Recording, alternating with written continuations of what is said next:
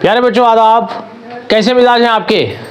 آپ کو میں نے راجندر سنگھ بیدی کی سوانح سمجھائی اور اس کے بعد میں نے بھولا کو 2 نشستوں میں نے آپ کو سمجھایا، پڑھ کر سنایا وہ افسانہ، وہ جو دلچسپ افسانہ تھا. اور میں نے آپ سے وعدہ کیا تھا کہ میں آپ سے پھر مخاطب ہوں گا، آپ کے روبرو ہوں گا اس افسانے کو لے کر، اور اس افسانے کے جو بھی لوازمات ہیں میں وہ اس کو پیش کرنے کی کوشش کروں گا. تو آج میں یہ موقع ہے اس افسانے کے متعلق آپ سے گفتگو کرنے کا جو راجندر سنگھ بیدی نے لکھا ہے. دراصل یہ جو افسانہ ہے بھولا، یہ کئی اعتبار سے اہم ہے. ایک تو یہ کہ اس میں جو کردار ہیں پہلے انہیں آپ سمجھ لیں، آپ پڑھ چکے ہیں، دیکھ لیا آپ نے. اس میں جو کردار ہیں وہ مایا کا کردار ہے، وہ بھولا کی ماں ہے، اور اس کے بابا ہیں یعنی دادا ہیں وہ ہیں، اور ایک ننھی ہے بھولا کی بہن ہے یہ، اور پٹواری بھی ہے ساتھ میں. تو یہ 3 یہ سارے کردار ہیں، انہی کرداروں کے ارد گرد جو ہے وہ افسانہ گھومتا ہے. راجندر سنگھ بیدی نے اپنے قلم سے جس طرح سے افسانے کے تمام لوازمات کو یہاں جمع کیا ہے وہ ان کی اہم خوبی ہے، ان کی بڑی خوبی ہے. بہرحال یہ کہ جو کیریکٹرائزیشن ہے وہ اس میں جو ہے وہ پوری طرح سے کامیاب ہوئے ہیں. افسانہ شروع ہوتا ہے، دیکھیے کہ افسانے کی خوبی یہ ہوتی ہے کہ افسانے کا آغاز جیسے ہو وہ قاری کو اپنی طرف متوجہ کرے، اور سطر بہ سطر قاری جو ہے وہ پڑھنے کی طرف متوجہ ہو جائے. یعنی ہم جب افسانہ پڑھنا شروع کرتے ہیں تو ہم دیکھتے ہیں کہ اس میں افسانہ شروع ہوتا ہے کہ اس کے بھولا کے جو دادا ہیں بابا جی، وہ یہ دیکھتے ہیں کہ مایا جو ہے وہ مکھن کو جو ہے وہ کنویں کے پانی سے اس کی کھٹاس کو دور کرنے کے لیے وہ مکھن دھوتی ہے، وہ تیار کرتی ہے اپنے بھائی کے لیے. تو اور یہ ان کے دادا یہ سمجھ لیتے ہیں کہ جب کوئی مکھن تیار کیا جاتا ہے گھر میں تو وہ کسی مہمان کی آمد کا پتہ ہوتا ہے. تو مہمان کی آمد تھی، یعنی بھولا کے جو ماموں تھے انہیں آنا تھا. بہرحال یہ کہ بھولا کے ماموں آتے ہیں، اور آنے کے بلکہ ان کا انتظار ہی ہوتا ہے. تو بھولا کی جو نفسیات ہے، بچے کی جو ایک کیفیت ہے، ذہنی کیفیت ہے نا، اس کی معصوم ادائیں، اس کی شرارتیں، اس کی بات چیت، اس کی گفتگو، یہ ساری چیزیں جو ہے وہ راجندر سنگھ بیدی نے بہت خوبصورت ڈھنگ سے اس میں پیش کی ہیں. افسانے میں یہ دیکھیے کہ مایا جو ہے چونکہ بیوہ ہے، اس زمانے میں بیوہ کے ساتھ میں جو کردار ہوتا تھا، بیوہ کے ساتھ میں جو سلوک ہوتا تھا وہ بڑا ناروا سلوک ہوتا تھا. یعنی اس کے لیے یہ تھا کہ وہ اچھے لباس نہیں پہن سکتی ہے، اچھا کھانا نہیں کھا سکتی ہے، یہاں تک کہ وہ ہنس بھی نہیں سکتی، مسکرا نہیں سکتی ہے. سماج کی اتنی سختیاں وہ تھی بیوہ مایا کے ساتھ میں. لیکن بھولا کی جو بات چیت تھی، بھولا کی جو گفتگو تھی، وہ سن کر جو ہے وہ مایا جو ہے کبھی کھلکھلا کر ہنس دیتی ہے، اور ہنسنے کے ساتھ جب اس کے دادا جب دیکھتے ہیں، بابا دیکھتے ہیں کہ مایا مسکرا رہی ہے، ہنس رہی ہے، تو وہ خوش ہو جاتے ہیں، اور وہ یہ چاہتے ہیں کہ مایا جو ہے ان جگڑ بندیوں میں جو سماج نے بنا رکھی ہیں اس کے لیے، اس سے وہ آزاد اپنے آپ کو کر لے. لیکن مایا ہے کہ وہ ایسے روح فرسا، یعنی روح کو جلانے والے جو ہے وہ جو احکامات تھے سماج کی طرف سے انہیں اوڑھے ہوئے تھی وہ. اور اس نے کیا کیا تھا کہ تمام اپنے جو ہے وہ لباس، خوش لباس جتنے بھی تھے، اچھے لباس، وہ ساری چیزیں جو ہے وہ ایک اس میں گٹھی میں بند کر کے ایک جوہر میں یعنی ایک تالاب میں لے کے پھینک دیے تھے. اور وہ صرف جو ہے وہ استوتر پڑھا کرتی تھی. استوتر کا مطلب ہوتا ہے کہ ایشور کی تعریف کرنا. تو وہ ایشور کی تعریف ہی کیا کرتی تھی، یعنی وہ جب کبھی وہ گیتا کا پاٹھ کرتی تھی تو بھولا جو ہے وہ اس کو آ کر سنتا تھا. اور جب وہ گیتا کے پاٹھ میں جب مہاتم کا لفظ کا اختتام جہاں پر ہوتا تھا، مہاتم جہاں پر ہوتا تو بھولا جو ہے وہ بہت مزہ آتا تھا. تو بھولا یہ سوچتا تھا اور اس پر غور فکر کرتا تھا. دیکھیے چھوٹا سا بچہ ہے، اس کی نفسیات ہے، وہ مایا کی گیتا پڑھنے پر جہاں مہاتم کا اختتام ہو رہا ہے وہاں بھولا جو ہے وہ محظوظ ہو رہا ہے اس لفظ سے، اور اس پر غور و فکر کر رہا ہے. یہ سوچنے والی بات ہے. چھوٹے بچے ہوتے ہیں، اسی طرح سے بابا جی سے جو ہے وہ شرارتیں کر رہا ہے. بابا جی سے بھی کہہ رہا ہے کہ مجھ کو آپ کہانی سنائیے. تو بابا جی جو ہے اس کو 7 شہزادوں اور 7 شہزادیوں والی کہانی سناتے ہیں. اور اس میں جو ہے جہاں ایسی جگہ ختم ہوتی ہے کہانی جہاں پر جو ہے دونوں شہزادے اور شہزادی کی شادی ہو جاتی ہے. تو لیکن یہ ہے کہ ایک بار ایسا ہوتا ہے کہ بابا جی باہر کھیت پر سے آ رہے ہوتے ہیں، اور جو ہے وہ بھولا جو ہے ان سے اصرار کر رہا ہوتا ہے کہ مجھے آپ کہانی سنائیں. لیکن उसी बीच जो है वो उसी दरमियान वो आ जाता है पटवारी, और वो जो है कहता है कि चलिए अब हमें आपकी जो खानका के पास जो है ज़मीन है उसकी नपाई करना है। जरीब लेकर आ जाता है, वो पैमाना लेकर आ जाता है। तो बाबा जो उधर चले जाते हैं वो, तो और उससे वादा कर जाते हैं कि मैं फिर लौट कर आऊँगा तो आपको सुनाऊंगा। तो भाई भोला नाराज़ हो जाता है। तो ये पूरी कहानी आपने पढ़ी है इसमें। तो इसमें देखिए कि कारी को बांधने का जो सिलसिला बेदी ने अपने कलम से कायम किया है वो अहम चीज़ है।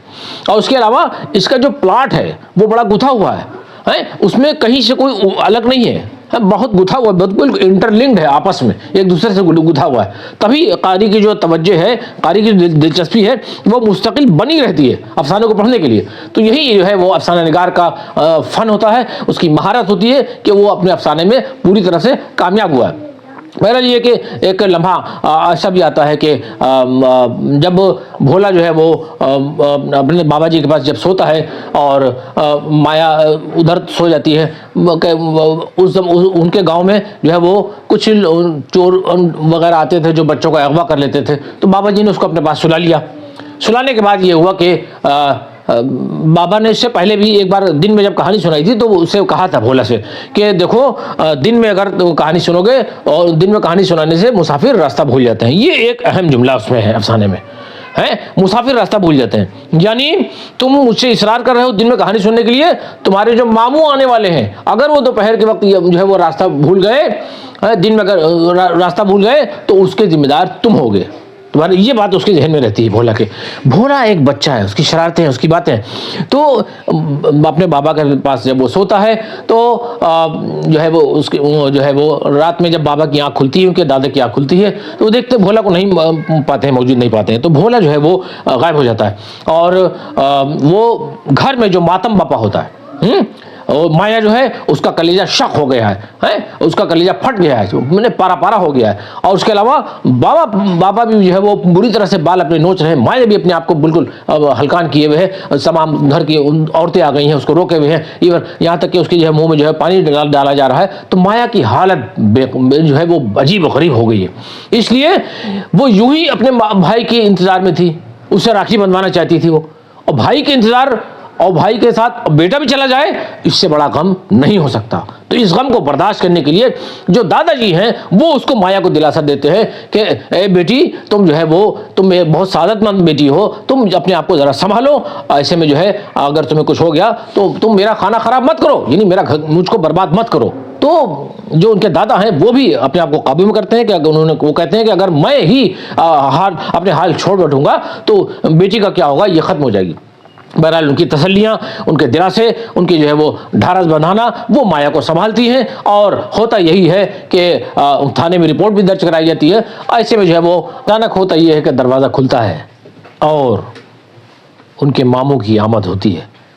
भोला उनकी गोद में है, लेकिन माया की नज़र निगाह जैसे ही अपने बेटे पर पड़ती है तो वो जिसकी इतनी देर से मुंतज़िर थी अपने भाई की, उसकी तरफ कोई तवज्जो नहीं देती है, और अपने बेटे को, अपनी लख्त जिगर को छीन कर सीने से लगाती है और अलग ले जाती है, उसको चूमने लगती है।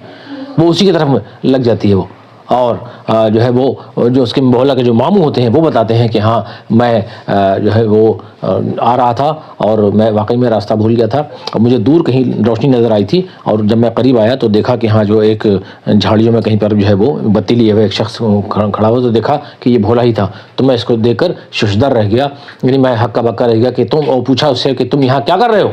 तो उसने जवाब दिया कि मुझे जो है वो बाबा ने कहानी सुनाते हुए ये बात कही थी कि दिन में अगर तुम कहानी सुनोगे तो मुसाफिर जो है रास्ता भूल जाते हैं, और मुझे यही ख्याल था कि कहीं ऐसा ना हो कि आप रास्ता भूल जाएं, तो मैं जो है लालटेन लिए हुए आपके लिए यहाँ हाजिर हो गया, और कहीं आप रास्ता ना भूल जाएं। तो आप ये देखें कि इस अफसाने में जहाँ बेदी ने भोला के भोलेपन का जिक्र किया है, उसकी मासूमियत का जिक्र किया है, वहीं उसकी ज़हानत को भी उसने उभारने की कोशिश की है। यानी भोला सिर्फ मासूम नहीं है, वो ज़हीन भी है। आप देखिए इतना कम उम्र का बच्चा, इतना छोटा बच्चा, वो कैसे अपने दादा की सुनाई हुई कहानियों का एक एक जुमला याद रखता है। वो कि हाँ ये बात कभी आपने ख्वाब में भी नहीं देखी होगी, ये उसको जुमला याद है।